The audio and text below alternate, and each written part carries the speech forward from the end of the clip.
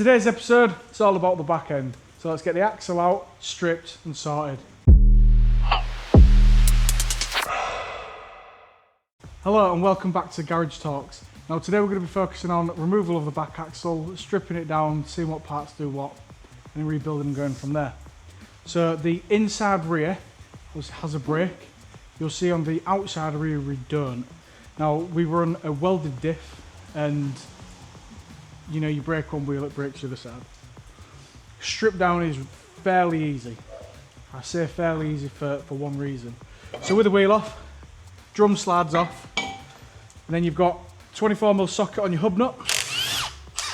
Now this hub will come off really easy because we've already cracked it. But if it doesn't come off that easy, it's best to get a bearing puller. We've got a hydraulic one. Now the reason we've not included this in the strip down videos, you know, we're saying you only need a Halfords tool set, is on the Rebels truck there is a bearing puller. So if you need to change your back axle and your hub's a little bit too tight, Hans does supply the tools to do so. But obviously we're trying to keep in with, if you've not got specialist tools, you just want to do it with a Halfords tool set. So with the hub coming off, we're left with our brake backing plate. That's just held on with 3 M8.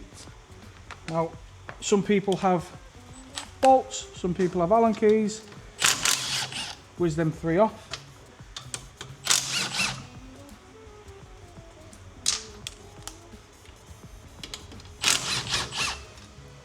Now, at this stage, if you're at the track and you bend a shaft, what you'll need to do is you'll need to pull your shaft out.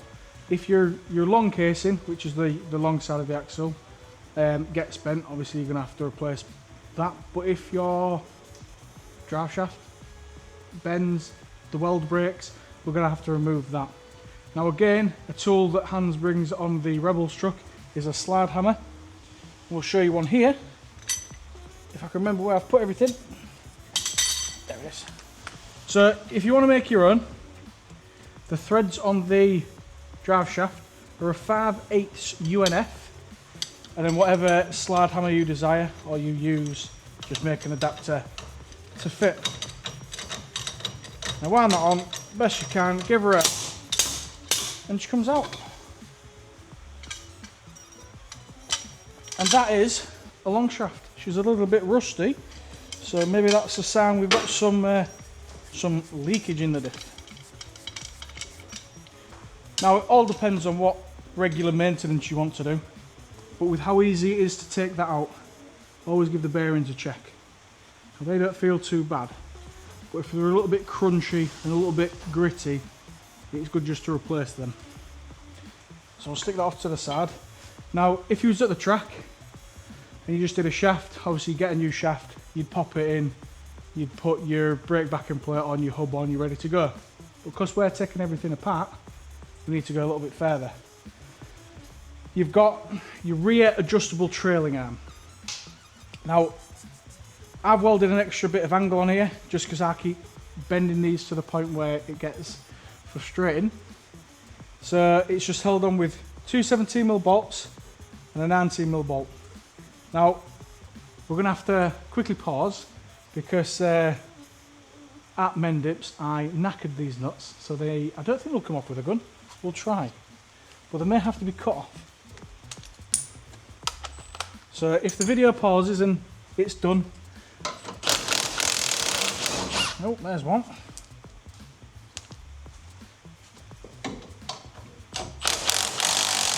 Ah, I'm proven wrong. Yeah, as you can see, the bolts took a little bit of a battering. If the camera will focus. There you go. It's always good to check your bolts. Make sure they're up to scratch. Now, for your adjustable rear trailing arm, you've got a nut inside. So just reach inside, pop the spanner on, get your gun, and buzzer off. Now this trailing arm, when you put it on, you can buzz that as tight as you want, because your rose joint has a pivot point. So if you tighten that up, it can still move. Whereas the front ones and the rear outside, they have to be tightened, then backed off a little bit, create that pivot. Now we've got the axle stay, the axle, I don't know, retaining strap. That's just 2/17. We'll whip that off.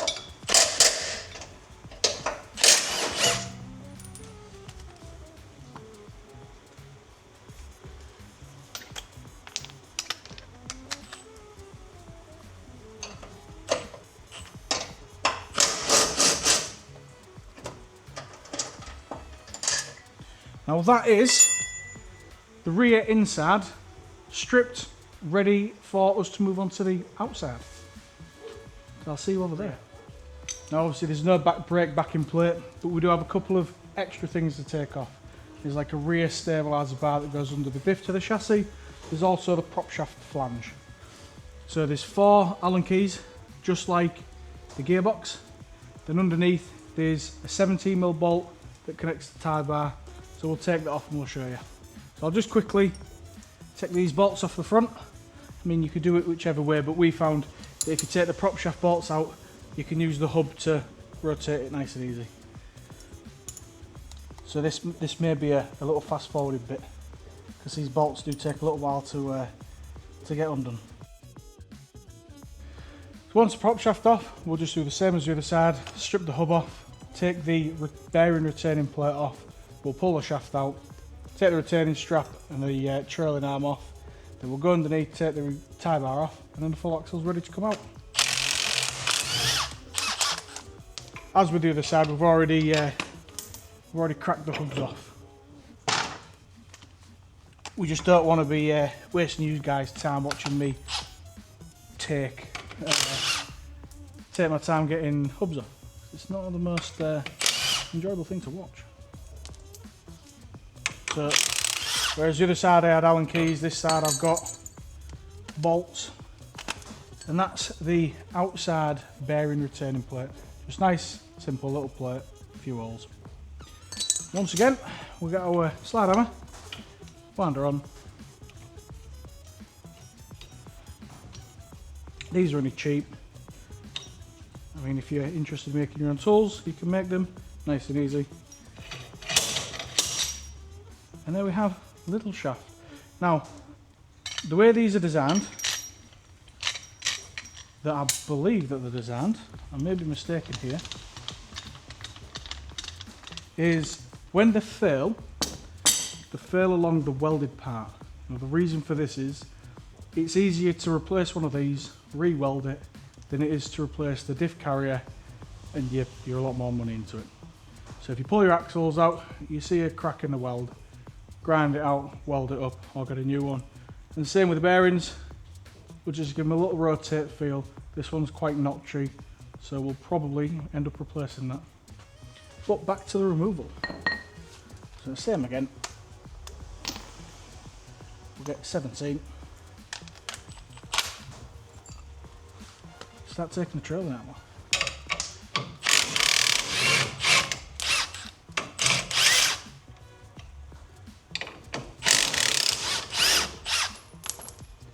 Now, you may or may not be able to see it,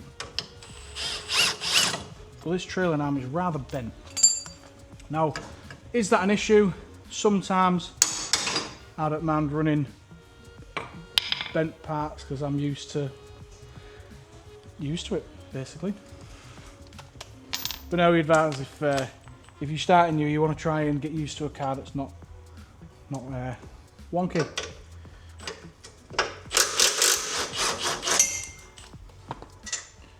And once again with the bolts, don't worry that we're dropping them everywhere. They're all going to be getting gone through and replaced. Now, some of you will notice I've got a weird bar here. And you'll be looking at this if you own a Rebel and you go, why do I have that bar? Now, the 2 bolts that hold the tube into the diff casing, mine seem to like to wind out, and I've put thread lock on there, I've tried to do this and that, and they just like to come off. So we went, do you know what, let's get a bar welded on. So they can't come out, and the fall season like that, and she's held well. So the last thing to replace, or the last thing to remove, and the front is the same, it's just a 19mm. Let me take this off actually, to show you guys. So inside there's a nut, wind that out, and you get your non-adjustable rear trailing arm. As you can see, she's very bent, so we'll probably replace that, even though we said we like bent parts. Now underneath, Miss Ellie might not be able to see this, so you guys will just have to take my word on it. There is a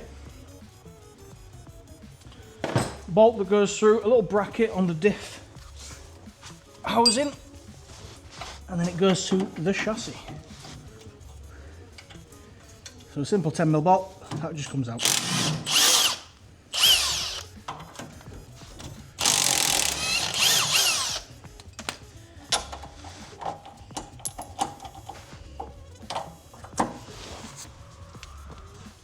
Now we'll fully remove that when we're done, or when we're ready to go back on, just to show you guys what's what. But the axle's now ready to come out. Now what we like to do is, we'll always take it out of the inside rear, because you've got the fuel tank to try and contend with, you've got the big bulk of the diff. So it's now impossible to get it out that side. But what we like to do is, we'll put one hand there, we'll go around the back, we'll sort of lift it this as far as we can this way, then we'll come out and lift it out.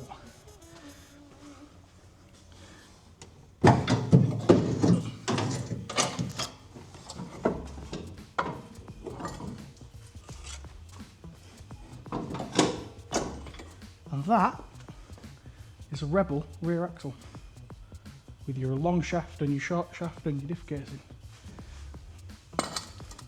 So much like we did with the front axle, we're going to pop over to the back bench. We'll show you an exploded view of it all.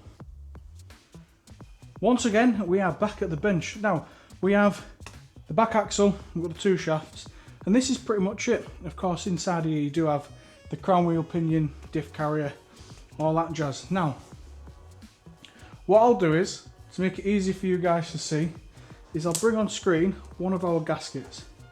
Now, this just shows you how many bolts are in the diff casing, because it's easy for me to just whiz them out and you know what we're doing. So what we'll do is we'll start with the short casing. Now on the short casing, it's just the casing and the diff carrier, the pig's head, whatever you like to call it.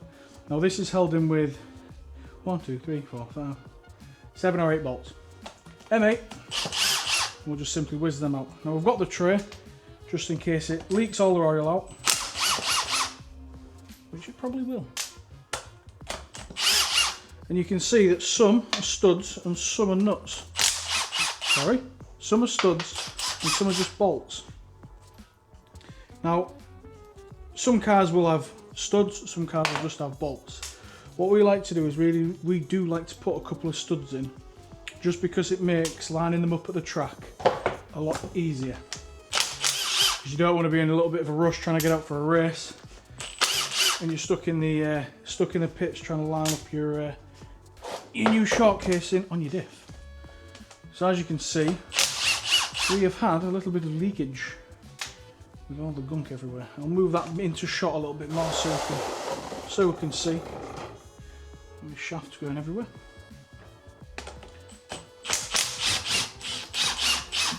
So with the short casing unbolted, we'll simply slide her off, and we'll check out the very metallic shiny oil.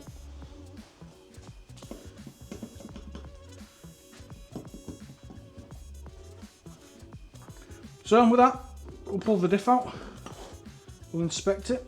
Now, one thing to look for when you pull your diff out is sometimes you'll pull it out and this bearing falls off. It will just simply not be there. Now, unfortunately, when that has happened, you will need new diff carrier. They are available at Hands, or they're just a standard Reliant diff carrier with the Rebels pinion on. Sorry, Rebels crown wheel on. So we'll set that to a side. Now they are a welded diff, So the gears inside have been welded.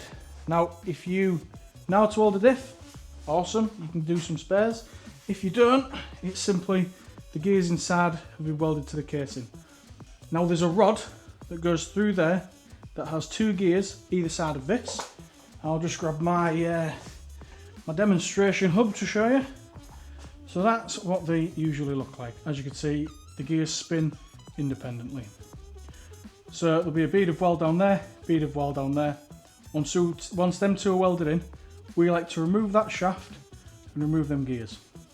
You might have to remove the gears before you weld it, apologies. Now the reason we do that is if you snap a shaft and it's got a little stub sticking out of the diff carrier, then what you can do is you can remove the other shaft, get a long bar, put the bar in, give it a tap, and it pops the broken shaft out. Now you can't do that with that bar in the middle. So if you're looking at making some spare diff carriers, that's just a little tip that we like to do to make it easy to replace broken parts. Much like this one, as you can see, there's no centre shaft, so you can poke something through and knock the broken shaft out the other way. Now we'll go on to the other side. So the other side, on the very bottom 2 bolts, there is this plate. Now what this plate does is this is what the back axle tie bar bolts to that goes to the chassis. I'm not too sure what it's called, but that's all it looks like. It's just a simple triangular little plate. And as you see, there's a bit of weld there. That's just an indicator of which is inside and which is outside. So the weld won't go on one way, but it'll go on the other way. Now we'll just remove the other bolt. We might be able to do it like this to give you a better view.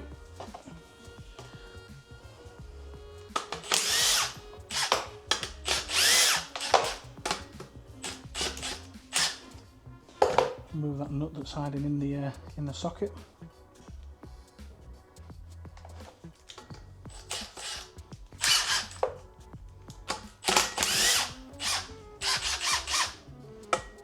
Oh no. The back axle didn't get clean before we brought it over here, so the dirt and the grease is just playing havoc. Then last 2 bolts, and we have a back axle fully apart. Right, you just need a little bit of a wiggle and a little bit of a hammer.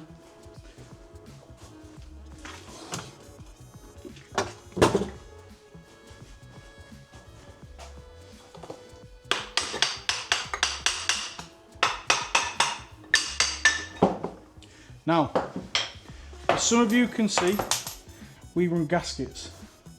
Now, the reason we run gaskets is when you knacker a long casing or a short casing, what happens if you're in a rush and you use sealant, you're there scraping and scratching and cleaning, and it just wastes time.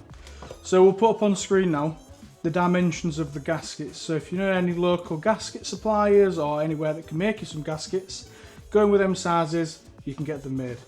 Now we get them made in various different thicknesses just to offset our diff.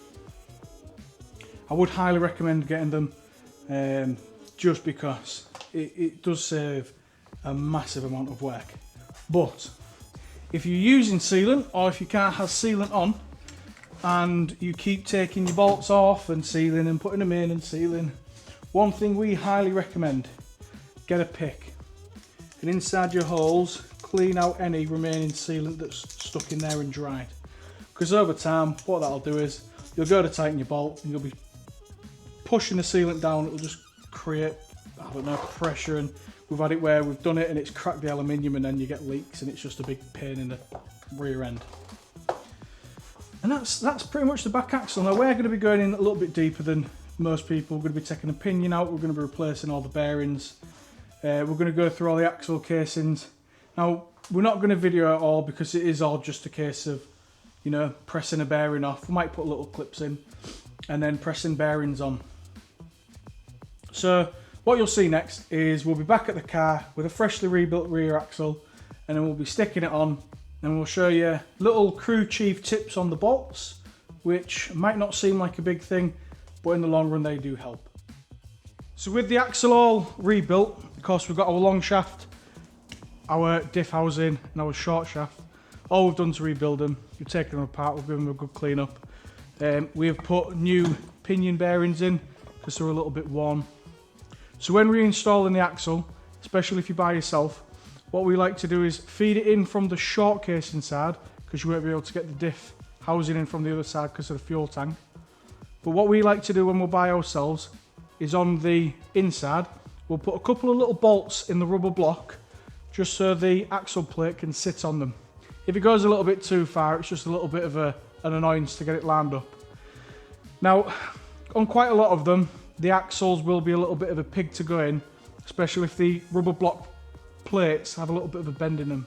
So what we'll end up do, we'll sit this in, we'll sit it on top here, we'll get our pry bar out of our Halfords kit, which is just an Allen key, put it in there, move the rubber, give her a little tap, and she'll all go down.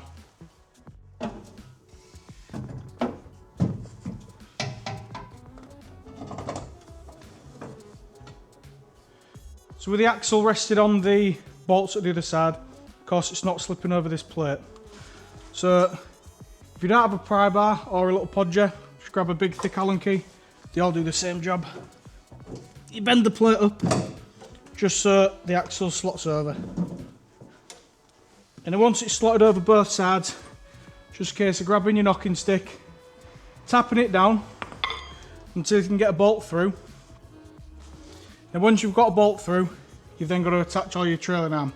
Now what we'll do is, we'll get this knocked down because I don't think you guys will want to hear me banging on the axle for a little while. So we'll catch back up to you when we've got the bolts in on both sides and ready for the trailing arms. Once we've got the axle plates over the rubber blocks and the prop shaft bolted in, which is the same way around as the gearbox video, we'll go ahead at fitting the outside non-adjustable tie rod. Now these two bolt holes obviously go through the axle plate through the rubber, and then that front one goes to the front chassis. Now simple and easy, two M10B30s will go through. What we like to do is we always stick the back one in first.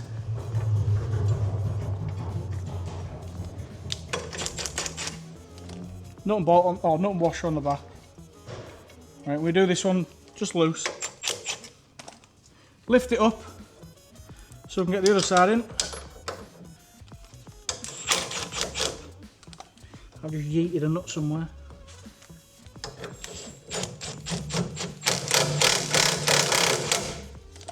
Good signs of stripping threads.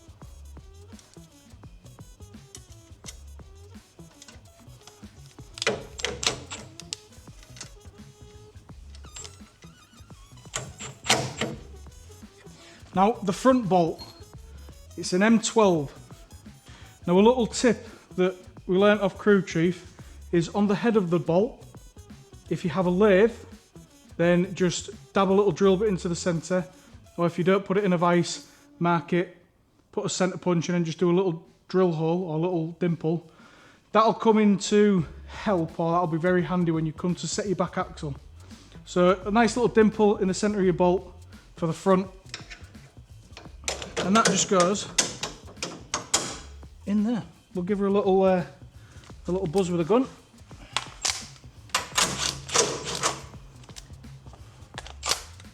That's just Narlock and washer on the back. So once we've got all the bolts wound in, we can just run everything up with the impact gun.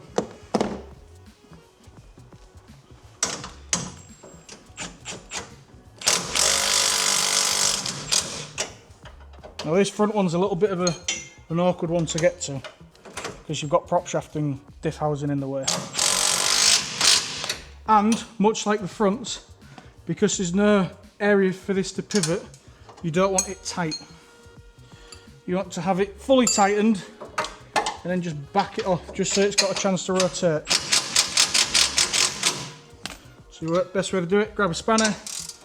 As long as that bolt rotates, that's set right. Then we'll just nip these two up fully.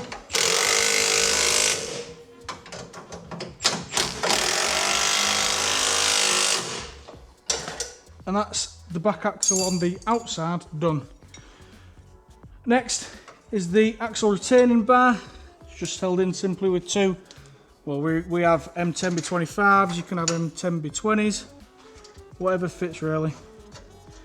And this once again is only there for if the rubber blocks snap, your full axle doesn't come all the way up and cause you more issues.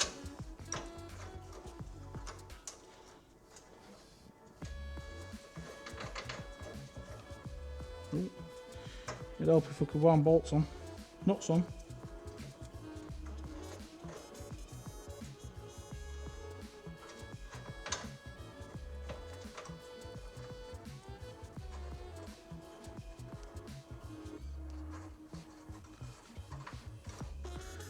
You know, I'm being defeated here. There we go. And all we do with this is just point it up.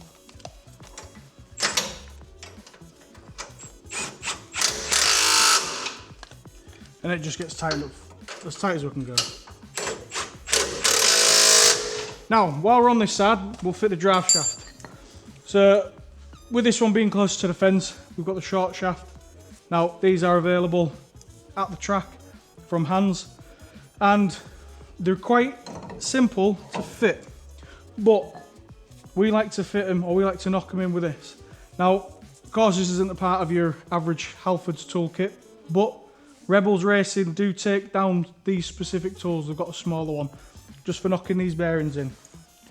So what I'll do is I'll find my hammer, slot it over, and just give her a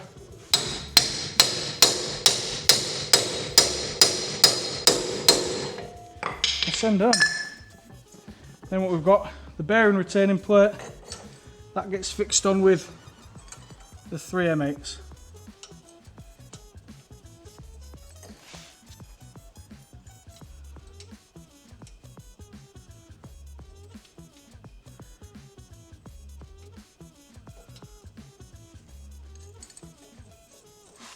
And they just get sent home as well.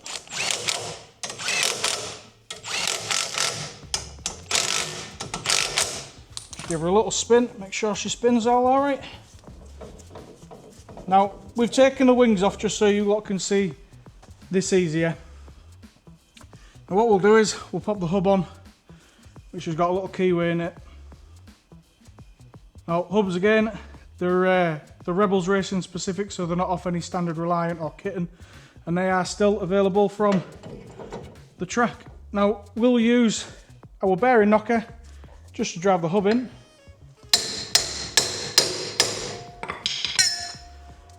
And then with our washer and nut, we'll send that all the way home.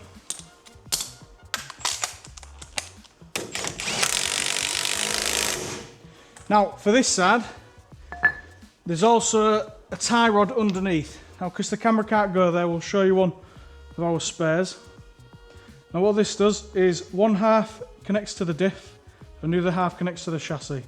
What this does is, as you're on throttle, it stops your diff going all the way up and down.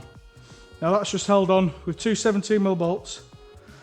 So that's it for this side, quite and simple. You've got your hub, your short casing, your non-adjustable trailing arm and a rubber. Now we'll go on to the other side where you've got the same, but everything's just a little bit longer, but you've also got the brake. So of course this is pretty much the same. The only difference is rather than the bearing retaining plate, we've got a brake backing plate, and our trailing arm is adjustable. So to fit that again, back one first, M10B30, then the front one. Now this is where it can get a little bit tricky. Of course, we've got another bolt with a dimple, and if they don't line up, what we like to do is get a pry bar, and just down here where the two bolts are for the rubber block, we'll put the pry bar in between the block or in between the bolts and use that as leverage. And that little bit of movement you've got is just enough to get the bolt in. So we'll put the nut on the inside, M12, so it'll be a 19mm socket inside. Now this one can get nipped up fully tight because, let me nip this up first. With it being a rose joint on the front of the trailing arm, you do have a pivot area, so that can get fully nipped up. Now the reason that's adjustable is it pulls your inside closer or apart. Now don't worry too much on this video that I've not explained it fully, because we're going to do a setup video showing you how to set the back axle up, how to do the tracking, how to set all the brakes up, so keep your eyes peeled for that one. So we'll just nip these two axle plates up again.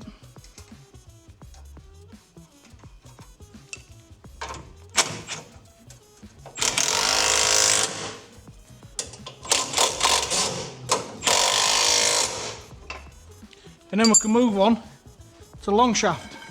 Well, she's called long shaft because it's a lot longer. But same as the other side, slip her in, give her a bit of a wiggle to find the diff. So after an eternity of trying to wiggle it into the diff, we'll then get our bearing knocker in a tool and just send it in.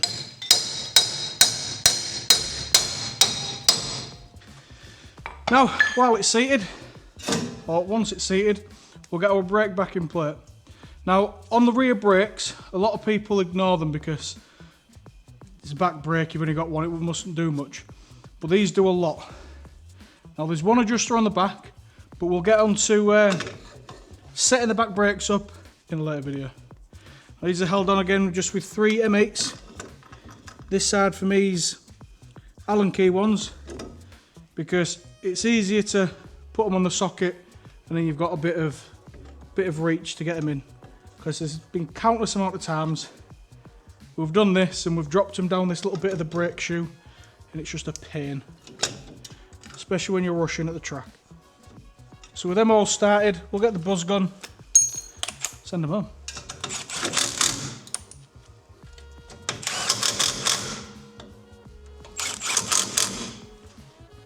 And much like the other side, we'll just make sure she spins well. Of course, I'll grab the hub from the other side. And there we have it. Now we'll spin it so the keyway's at the top a little bit, which makes it easy to get the hub on. We'll pop the keyway in, slide the hub on, send it home with our bearing tool.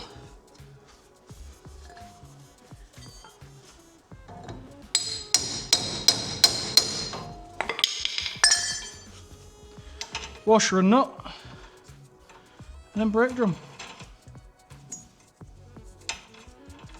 We've got a little bit of a modified nut, modified washer, sorry, just to give us a bit more clamping on the hub. And then once the drum's on, that's all the important bits taken care of. But we mustn't forget the axle stairs. As little and unimportant or unimportant to look, they do serve a good reason to be here.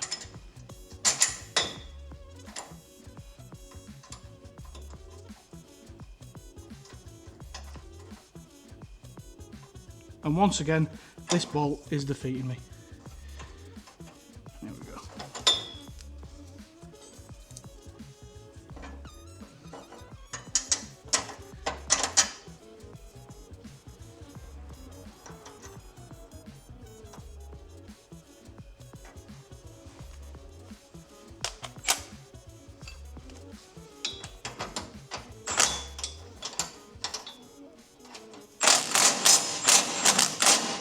Oh, helps if you put the right socket on.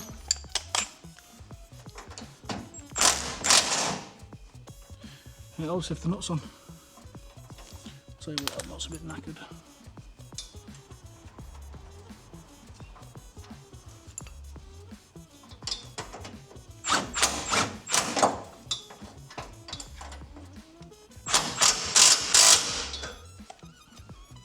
Now this side's a little bit awkward to get a gun in. because it's to tight up against the bodywork. So we'll get just a ratchet and a socket, get it sent on.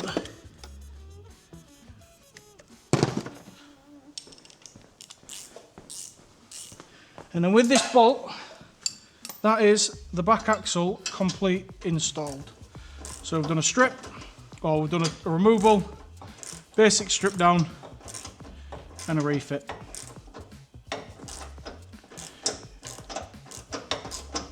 Now, as of filming this, we have, I believe it's 2 weeks until our first race at Mendips. And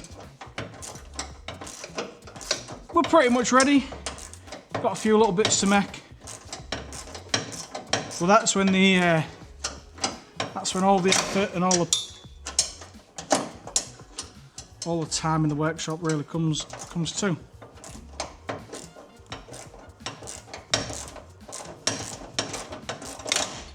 Thank you for joining me, Crew Chief and Ellie for this episode of Garage Talks.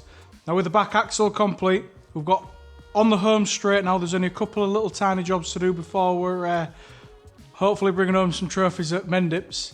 So like, comment, subscribe, do all that jazz, ring the bell. Me and Crew Chief are going to call it for a night, and we'll see you in the next one.